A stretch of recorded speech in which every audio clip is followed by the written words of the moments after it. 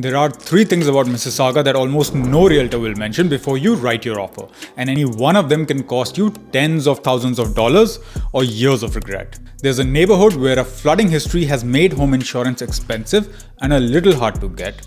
Then there's an area everyone's calling the next big thing where construction is about to make daily life miserable for another 2 years.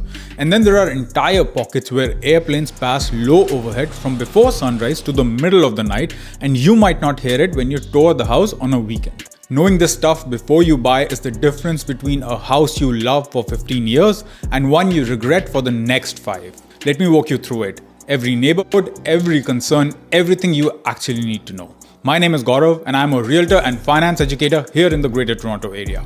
And here's the thing about Mississauga. It isn't one city. It's more than 20 distinct neighborhoods with a completely different answer depending on which pocket you pick. Stick with me to the end and you'll know exactly which Mississauga is right for you. About 770,000 people call Mississauga home, making it one of the largest cities in Canada with a median household income just over $100,000 a year. It's also one of the most diverse cities in North America, where more than half the population comes from somewhere else in the world. And you'll hear a dozen languages and find communities from nearly every culture you can think of, all within a short drive of each other. It became a city in 1974, formed by merging the old towns of Port Credit and Streetsville, and those original communities never lost their identity. Port Credit has almost nothing in common with Malton, and Lawn Park has almost nothing in common with Cooksville. Streetsville still feels like a small town, while Heartland feels like a sprawling power center. Same city, completely different places, so when someone asks me, is Mississauga a good place to buy, the real question is always, which Mississauga? Let's start in the south, the part of the city that sits right on Lake Ontario. This is the Mississauga people picture at its best, and it's where prices climb the highest. Port Credit is the star of the south, a small lakeside community built around one main street where you can walk to the water, grab a coffee, and let your kids run around at the marina or the weekend market. It feels like a vacation town that happens to be 25 minutes from Union Station on the GO train. The trade-off is that detached homes here are some of the most expensive in the city, and there are very few of them because the lake leaves almost no room to build. So if you love the lifestyle but the houses are out of reach, the realistic way in of the condo buildings near the water. It gives you the location and the walkability without the detached price tag. Just know inventory is always tight and you will rarely get a bargain. Right next door is Mineola, and it's a completely different feel. Quiet, leafy and private with big lots and big custom homes. This is a move-up neighborhood where people land after their first home. Prices regularly run to 1.5 million or more, so it's not an entry point for most buyers. But you're still walking distance to the same GO station and lake as Port Credit. If you ever scroll past a jaw-dropping custom home in Mississauga, there's a good chance it's in Mineola. Then there's Lawn Park, one of the most prestigious neighborhoods in the city. It sits just back from the lake with large lots, custom homes, and more importantly for families, a full run of strong schools all the way up to Lawn Park Secondary. Families move in and stay here for decades, partly because of the schools and partly because it's one of the safest pockets in Mississauga. The only catch is the price. It's premium, so for most first-time buyers, it's more of a goal than a starting point. Now, there are a couple of other south end pockets worth knowing, like Clarkson and Lakeview, which get you closer to the water for less. I won't go deep on them today, but they are worth a look if the south end appeals to you. Now let's move inland to the west side where most first-time buyers land, because the strong schools, bigger lots and realistic prices all come together. Erindale is best known for its schools. The Woodlands here is one of the larger gifted learning centers in the province, but the bigger draw is location. Erindale sits right in the middle of the city, a short drive from Cooksville and the GO station, with quick access to Square 1, Celebration Square and all the major highways. It's also leafy and established in a way that the newer suburbs just aren't, with the University of Toronto's Mississauga campus, a big riverside park and trails all along the water. It's a mature, well-connected neighborhood. Now next is Central Erin Mills, which is one of the most sought-after family neighborhoods in the city. Part of that is the school, as it's home to John Fraser Secondary, long regarded as one of the top public high schools in the area, and it runs the board's regional advanced placement program. But the schools are only part of the appeal. It's suburban family life fully formed, built around Erin Mills Town Centre with Credit Valley Hospital next door and a Costco minutes away.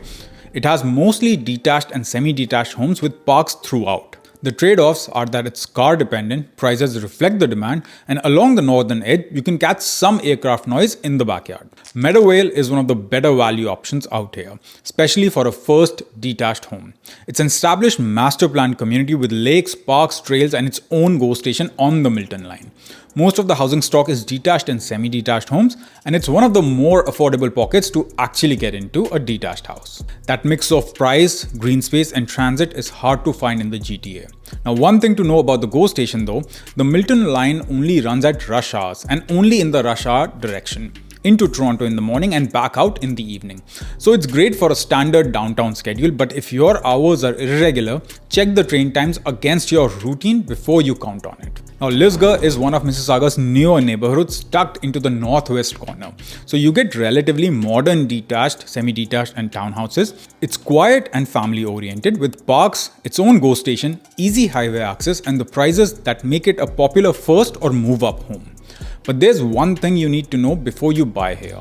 Parts of Lisgar were built on former marshland and have a history of basement flooding. A city commission report found more than 180 homes were damaged between 2008 and 2013, and the city has been building pumping stations to address it. The practical impact for a buyer is insurance.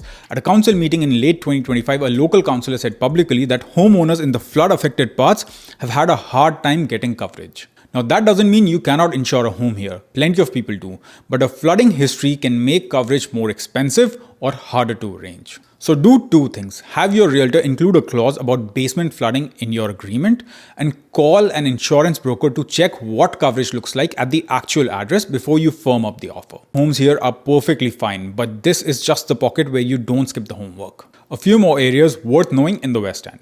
Just to the south, Churchill Meadows is newer with bigger homes and finished basements that rent well thanks to the nearby university campus and business park. Streetsville is a walkable heritage village in the city sort of thing with its own GO station for buyers who want that port credit feel at a lower price. And Meadowvale Village is a small upscale heritage pocket out of larger homes. Just note that parts of it sit under a Pearson flight path, so listen for plane noise before you commit. Now to the center of the city, and this is where the LRT story comes in. Mississauga city centre is the closest thing the city has to a downtown. Square One, the largest mall in Ontario, is here along with the Celebration Square, City Hall, Sheridan's downtown campus and the curved Marilyn Monroe Towers. It's where most of the new condo development is happening. So for a first-time buyer who wants walkability and transit, it's one of the best entry points into the city. Right next door is Cooksville, an older central area that's changing fast and worth a close look. It has its own GO station, Trillium Hospital, and the Ontario LRT being built straight through it. It's genuinely diverse and affordable, and the condos near the GO are popular with first-time buyers on price and transit alone. The honest negatives are that parts of it are still gritty and it sees more crime than the quieter pockets, so check the specific street carefully. But the LRT and the location make it one of the more interesting long-term areas in the GTA. The catch is the LRT itself. It was supposed to open in 2024 and is now targeted for around 2028. Buy along that corridor today and you're buying into a couple of more years of construction, detours and traffic. The upside should come when it opens, but the near term is rough. Now, north of all this is East Credit, a practical family suburb anchored by the Heartland Town Centre, one of the largest power centres in the country. Costco, Home Depot, Best Buy, all the banks, all the chains, basically every errand in one place, which is a big part of why families like it.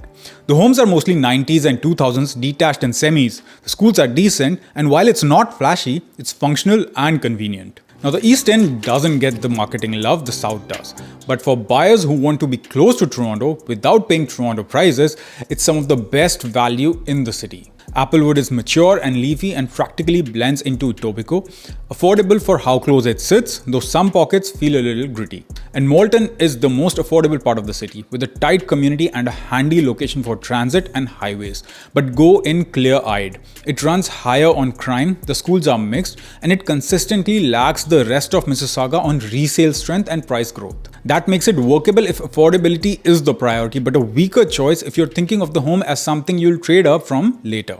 On schools, the useful thing to know is which specialized program exists and where, because they are tied to specific schools rather than spread across the city. Mississauga has gifted programs plus IB and AP available at a handful of high schools. If one of those matters to your family, build your search around the schools that offer it. Then, the three concerns that come up in every honest conversation. First, crime. Peel's crime severity index sits well below the national average, so this is one of the safer large communities in Canada. The real issue is auto theft, so if you own a commonly targeted SUV, expect a higher insurance. Crime is street by street, so check any specific address on the Peel Police crime map. Second concern is flight noise. Pearson sits on the city's northeast edge and the arrivals route low over parts of central and north Mississauga. So check Pearson's free WebTrack tool before you buy in those areas. And the third is flooding. So for that, get the history in writing from the seller, make the insurance calls before you firm up the offer, and get a basement focused inspection. So is Mississauga underrated or overhyped? Honestly, it depends on who you are. It's a strong choice if you're a family who wants good schools and space, a commuter who can land near the Lakeshore West or Cooksville Go Line, or anyone who values one of the most diverse communities in North America. It's a weaker fit if you expect walkability in a typical suburban pocket, if you're north of 401 and hoping for a quick downtown commute, if you're counting on the LRT opening anytime soon, or if you skip the basement flooding homework in Lisgar. Because the real takeaway is this: Mississauga isn't one thing. It's more than 20 neighborhoods and a different answer based on the neighborhood. The whole game is matching the right one to your life and your budget. Get that right and you'll be glad you did for the next 15 years. Now, if you want more research-driven breakdowns like this on the GTA, then hit subscribe so you don't miss the next video. And if you're thinking about buying, here's how I can help.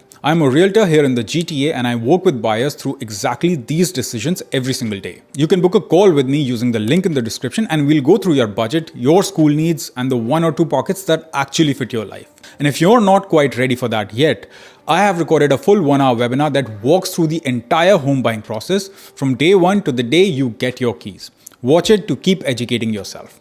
The link's in the description. Thanks for watching and I'll see you in the next one.